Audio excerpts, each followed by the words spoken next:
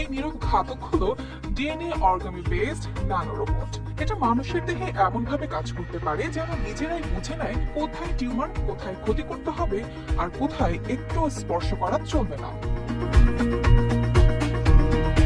এই রোবটের আকার কতটা ক্ষুদ্র জানেন? মাত্র 90 থেকে 150 ন্যানোমিটার, অর্থাৎ একটি মানুষের চুলের প্রস্থের 500 থেকে 1000 ভাগের এক ভাগ। অতএব খালি চোখে দেখা তো দূরের কথা, সাধারণ মাইক্রোস্কোপেও এটি ধরা পড়ে না। দেখতে হয় ইলেকট্রন মাইক্রোস্কোপ বা অটোমিক ফোর্স মাইক্রোস্কোপে। এটা তৈরি করা হয় ডিএনএ অর্গামি প্রযুক্তি দিয়ে, অর্থাৎ ডিএনএ স্ট্র্যান্ডগুলোকে এমনভাবে ভাঁজ করে ডিজাইন করা হয় যেন তা বক্স বা টিউবের মতো দেখতে একটা কাঠামো তৈরি করে।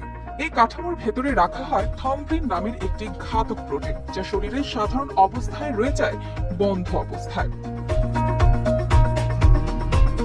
কিন্তু যেই না রোবটটি শরীরে এমন একটি এলাকায় পৌঁছায় যেখানে পিএইচ লেভেল কম, যেমন ক্যান্সার কোষের আশেপাশে, সঙ্গে সঙ্গে এটি খুলে যায়। তখনই বেরিয়ে আসে এই ঘাতক অস্ত্র, প্রোটিন বা পেপটাইড, যা ক্যান্সার কোষে রক্তনালীর দেয়াল ব্লক করে, টিউমার কোষের মৃত্যু ডেকে আনে।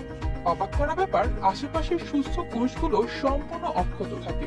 এই গবেষণা প্রথম করে সুইডেনের ক্যারোলিনস্কা ইনস্টিটিউটে।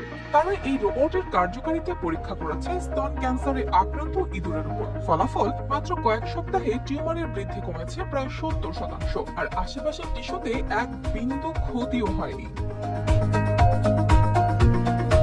এই রোবটের বাইরের দিকে থাকে অ্যাপটামার নামের এক ধরনের সেন্সর, যা কেবলমাত্র ক্যান্সার কোষের নির্দিষ্ট রিসেপ্টর চিনে ফেলে। যদিও এখন এটি মানুষের শরীরে প্রয়োগের ক্লিনিক্যাল ট্রায়ালে পৌঁছায়নি, তবে বিজ্ঞানীদের আশা আগামী 1 দশকের মধ্যেই এই রোবট হতে পারে ক্যান্সার চিকিৎসার ভবিষ্যৎ। কোনো কেমোথেরাপি নয় তীব্র পার্শ্ব প্রতিক্রিয়া। এই ন্যানো ঘাতক একাই যথেষ্ট ক্যান্সার ধ্বংস করতে।